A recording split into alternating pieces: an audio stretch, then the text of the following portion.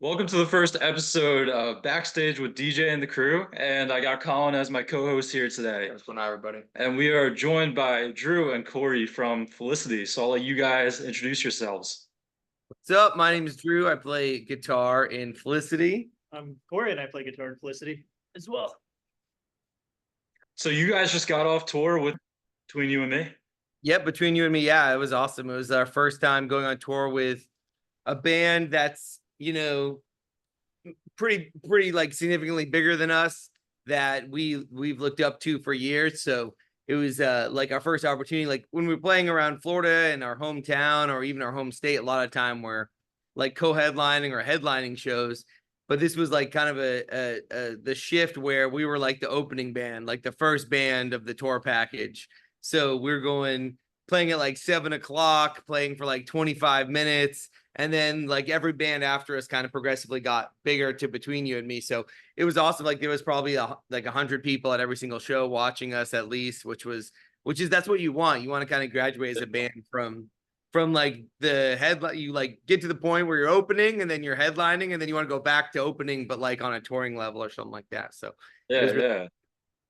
That's gotta be cool to be torn with like a band you've looked up to for a while too. yeah, no, for real. We've known about that band and listened to them since probably 2017. So for like 7 years, a band we've listened to, looked up to, and seen them at shows. We'd opened for them as like a local band when they came through before. They were actually opening for, I think it was Bearings and Sleep on It. Okay. Before COVID. Yeah. And it was like Bearings and Sleep on It, and they were opening for those bands, and then we were like the local band opening the entire show. And so then fast forward a few years after, that was like right before COVID. Fast forward a few years after COVID, and we're on the tour with them, and they're headlining, and we're the opening band. So it was really cool. What was the vibe of the crowd like every night? It was awesome. Yeah. Everybody seemed to like, we definitely had fans. It was really surprising to see that people came out to see us. We expected nobody really to know who we were. But every night, yeah, there was just a pretty nice crowd of people just front and center singing along to almost every song, which was really nice. And the people there for like all the other bands, home team and stuff, even they were getting into it and they were liking it. And we were getting a lot of like new followers after shows. People were coming up saying they never heard of us, but we're buying merch and everything. So it was very gratifying, just very validating as well. Every show we had like a group of people that were there just for us, who didn't even know any of the other bands too, and people that might have said, "Oh, like I've been following you guys on TikTok," or I've been following you guys on TikTok for years, and you're finally in like my city. And the only city we had played before on that tour was Atlanta and Orlando. So we had cities we had never played before, never been to, never played a show, and to have people there who are like, "Oh, I've been following you guys for years," and they already had merch that they had gotten through like our Shopify store. And every show we played, there was like 3 songs in our set that we could see like a majority, like a good chunk of the crowd knew and was singing along. And that was the coolest thing. Because if you're doing that in cities you've never played before, it's not like those people were like, "Oh, we saw you years ago," or every time you come through, like some of the other cities we play. But that was really cool too. I mean, that's a dream for every musician to be able to get up and have a crowd like know all your songs and everything like that too. Yeah. Oh yeah, and it's really the best feeling when it's a song you wrote. Like when you're playing a cover and everyone's singing along, it's fun. You get to like kind of feel it. But when it's a song that's like a newer song, or a song that for us that's come out in the last, like we had our song Charlie Sheen came out in February and this tour was in March. So the song was only a month old, but every show there was people singing along to that one, which was really cool. One of the songs was our newest one, which was really cool too. So like they took the time to learn it and they were there like for purpose to see us, which was really sweet. Hey, I'll tell you, we've been bumping Charlie Sheen all the time in the car. It's been rotation. Yeah. Oh, thanks, man. Appreciate it. Keep those numbers pumping, those streaming numbers. Hey, we got you. Yeah. Those are fractions of a penny. Lovesick Blues. How'd you guys come up with that one? Lovesick Blues. Cory was a big part of writing that one. I mean, we never wrote a pop song before. We were at the studio. It was the first time usually when we go to record, we always bring demos and such. And our producer will tell us whether it's or good. And so Yeah. he went into the studio. We had like a batch of 12 songs, and we asked, would you rather write new stuff from scratch? And he was all about it. And so a lot of the songs we were writing were very heavy in just that, just rock realm, radio rock and arena rock type stuff.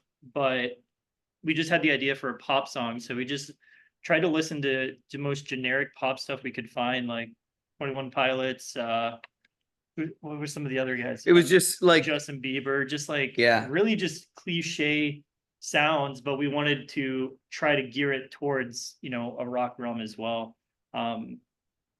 So I don't know, it was more of just a challenge to see if we could do it. Yeah, and it was kind of like we're definitely writing a lot of the songs we write maybe from a place of like an internal place, but this was like we just want a love song that like everybody can listen to, and it's not necessarily about any one of our individual lives. So when you're going that route, and it's basically like writing a fictional story, you can kind of do whatever you want. And so we're like, well, let's borrow like song titles and lyrics and artists who are like known for writing pop songs and writing love songs and use that to build the lyrics. So a lot of times in the chorus, like it's all just like the chorus is just strung together song titles and lyrics from other popular love songs. And so it's kind of like an ode to all the other popular love songs that have existed that we grew up listening to, while also being like a fictional story that actually has the story happening, where this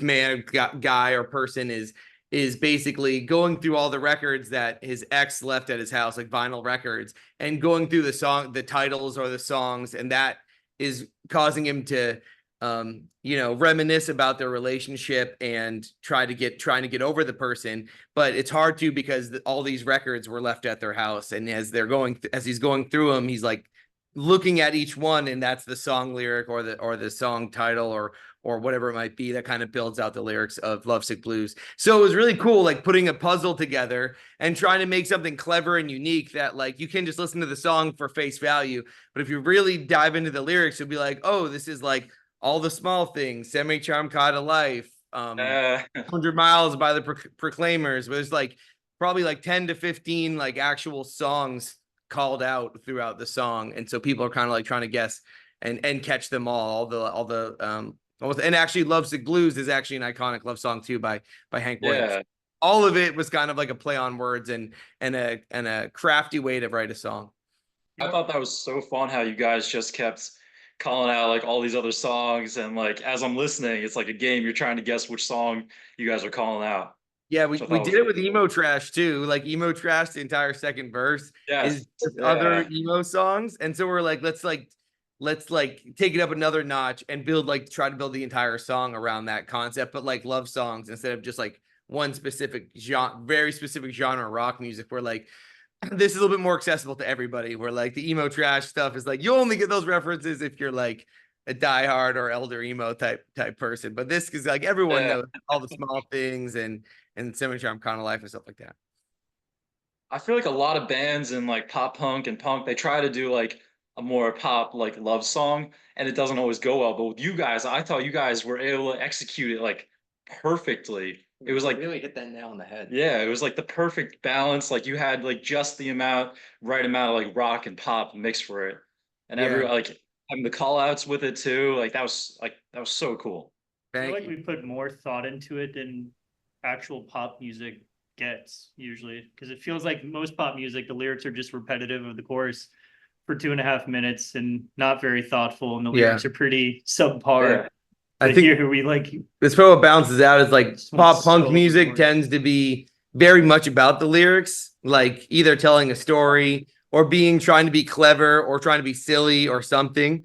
And most pop music is just like, saying the word baby 100 times if you're like Justin Bieber. There's really like not a lot of substance to it. It's just really about the melodies. And so we try to like, that's what kind of made it a Felicity song, was like, this may sound like just a radio pop song, but the lyrics and the silliness and the thought put into the lyrics and the structure of the lyrics is what kind of made it like not just your run of the mill pop song and made it kind of like a pop punk song, along with like the guitars and drums and stuff like that, which we tried to add a little bit of that like rock realm to it. We didn't want it to just completely sound like, it wanted to sound like a band was actually playing it, where a lot of these pop songs are like, sounds great, it's really catchy, but can you actually like make out a single like rock instrument that you would see a band play on stage? Sometimes it's hard. Yes. Yeah. Because you're trying to see how this would also like transfer to like a live performance. Yeah. Yeah, and we just played it live for the first time last weekend, and it comes out really well live, like with like our full instruments and stuff. So it's a fun one. It's really a fun one to play. So I got a couple just like fun like wrap up questions for you guys. Give me your top 5 bands of all time. It's really tough. For me, top 5 bands of all time, as far as just like me personally, if we go back to like the first band that really kind of like blew me away as a kid was Guns N' Roses, was like one of my favorite bands as a kid, and Appetite for Destruction I had on I got it for my birthday because I really wanted it. Like I wanted that album, and I got it and I listened to it until it wouldn't work anymore. And it made me want to play guitar, and Slash, just as a guitar player, was always someone I idolized and look up to. So Guns N' Roses is one of my favorite bands. Coheed and Cambria.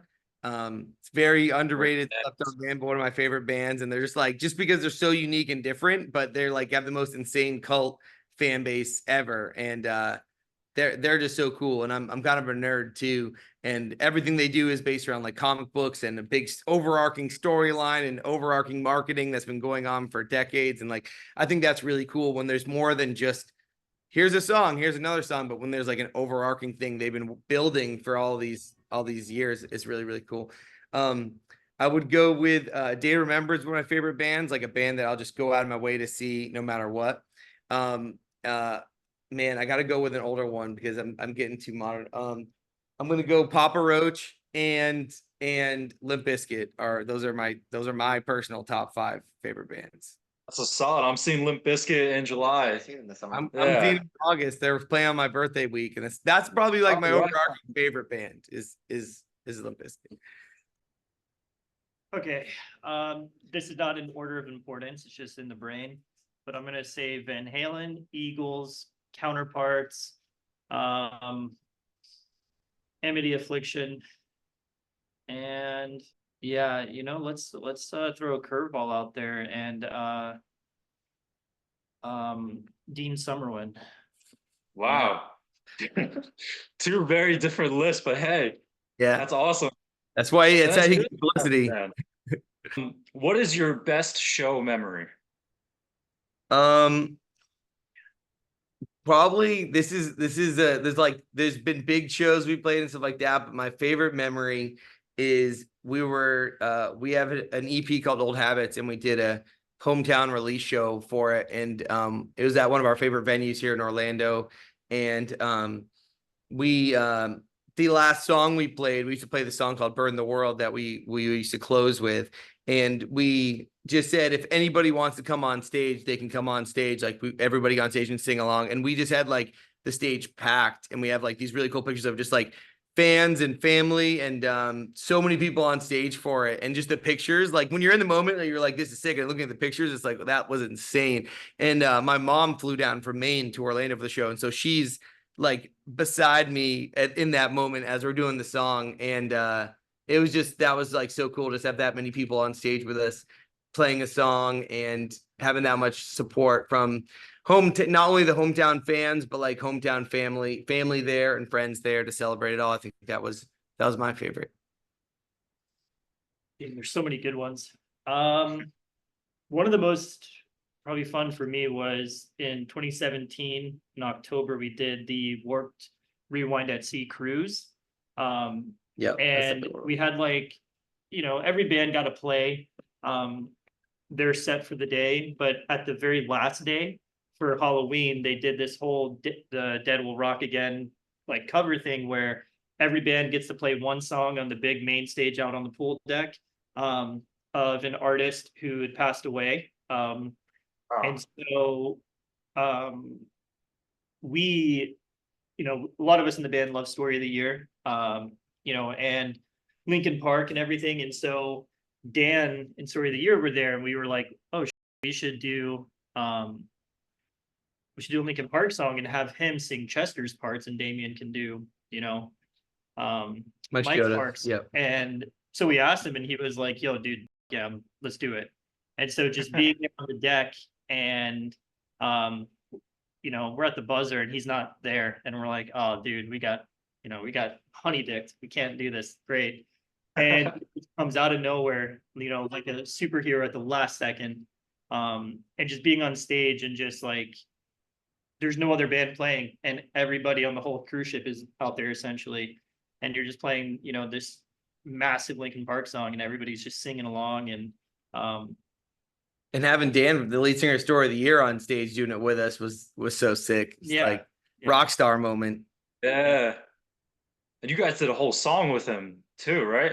That's the only reason we were able to get that song with him, was because we met him on that cruise, and we had that moment together. And then afterwards we all hung out and took shots, and he gave us advice about the industry and asked questions. And so we reached out, you know, a couple years later to do when we were working on the album. And luckily it was kind of during COVID when we asked him, because they were like doing nothing. He's like, yeah, I got nothing going on. And so he's like, sure, why not? Okay, let's do it. So yeah, he was just starting his own producing little business, and he made a post asking people to hit him up to work with him.